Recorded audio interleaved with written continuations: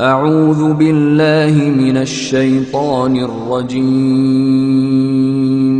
بسم الله الرحمن الرحيم. Sister, thank you for waiting. Would you please state your name and occupation, then state your question? I'm Sakina D'Souza, and I'm a Catholic. I believe Brother Yusuf was a Catholic before. I would like to ask him the simple question. He was brought up like a Catholic, but what made him change? Doesn't he believe that the Messiah is true, or did he ever feel that the Catholic religion, has not brought up any Messiah and the Bible is false? I would like to just know what that means, because he said he was a Catholic before and now he has become a Muslim. What made you change? What was that storyline before? Doesn't he believe that there is a Messiah, or the Messiah had come, saved us, died on the cross? Thank you very much for a good question. I hate to disappoint you, but I wasn't a Catholic. But I was with a Catholic priest the night that he accepted Islam. And I asked him these questions you asked me. Because after all, I was still a Christian, a preacher in Christianity, and I wanted to know why my best friend, a Catholic priest, had converted. That's a pretty weird thing. A Catholic priest is not like a regular preacher in the Protestant religion. A Catholic priest has given up everything. He's given up his life to be a Catholic priest. When he enters into this realm, he's basically given away everything. He can't have a wife, he can't have children, obviously no grandchildren. He has no home, he just lives in a rectory or wherever they give him a place to stay. And he's sent wherever they tell him to go, do whatever he's told to do, and that's it. And he cannot disobey the Pope, otherwise they can kick him out of the religion, and if they do, he's excommunicated and he goes to hell forever. So how would a person like this want to become one of those Muslim terrorists? That's what I wanted to know. He explained in a very few beautiful words something that I came to learn for myself. He said that he was sincerely in the Catholic religion because he believed in God, that he had studied, his degree was in theology, and a part of the teaching that they as priests have is to study Islam.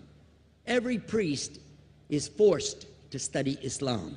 Now you may not know that, but you can ask your priest and he'll confirm it.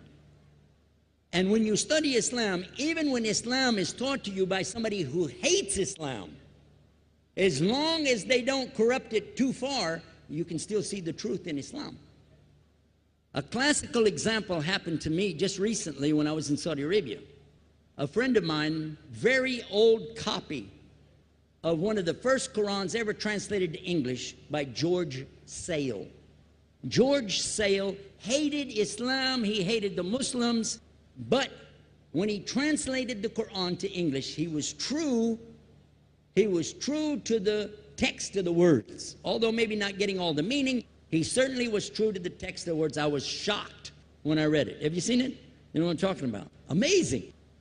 And listen to this. George Bernard Shaw, for instance, is one of many, a long list of people who read this and realized the truth of Islam. When people see the truth of Islam, it can change them if they want to be guided. If they want the truth, it can change them. You might think, I'm a Catholic, I'll never be anything but a Catholic. But I'm going to ask you a question, and I want you to be honest. This is not for you to, start a debate, but just be honest. Was Jesus a Catholic?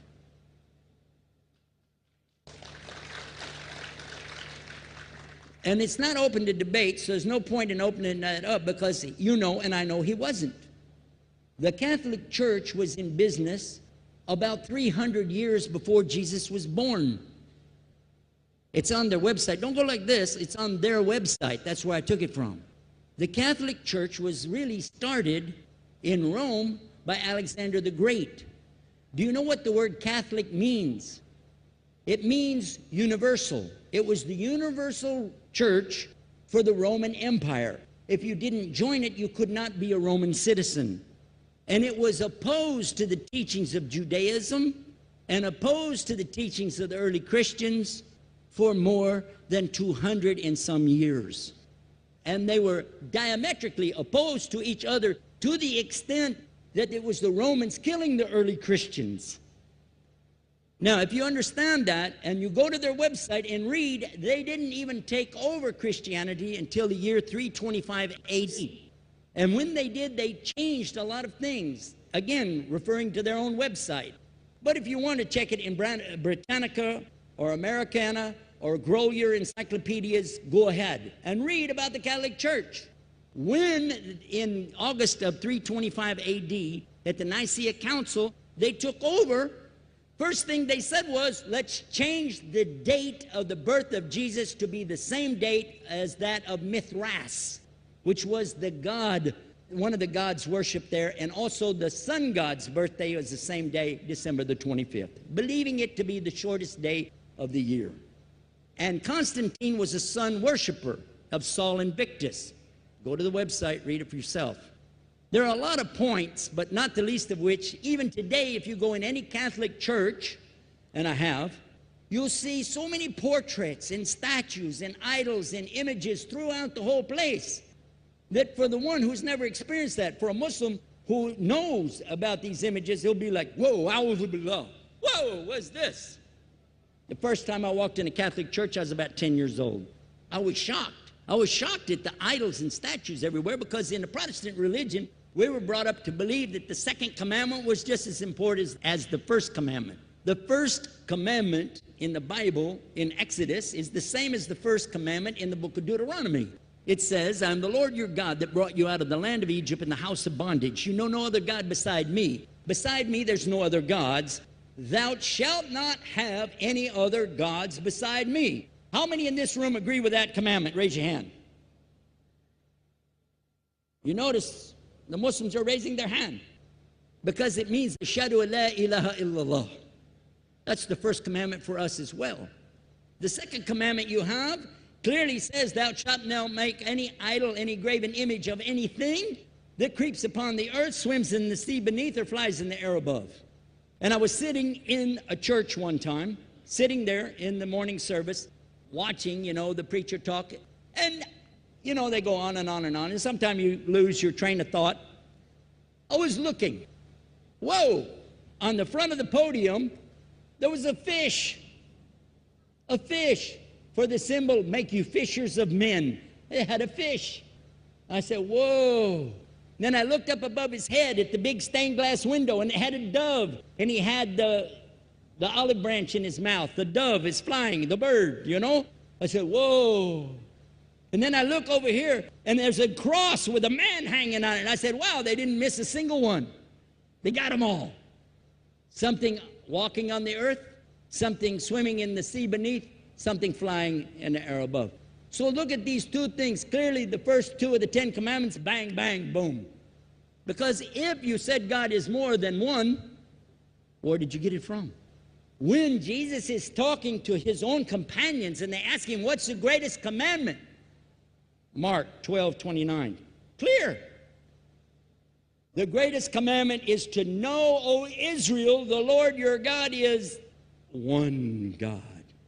And you have to love him with all your heart and all your mind and all your strength. And this is no different from what Prophet Muhammad ﷺ was saying, the same thing to his people. Same thing I mentioned in the lecture. This is certainly for us the same. So what you see is Muslims practicing the commandments, and you see people claiming the commandments but practicing something else. And I have seen more converts from the Catholic Church than any other of the many sects of Christianity, and especially from the nuns, priests, and even an archbishop. And all of them are better than me. Those guys and women that I see do this, they still sacrifice their whole life to get the true message of Islam, not only to you, but to Muslims as well, because we all need to know about it. But thanks for a great question.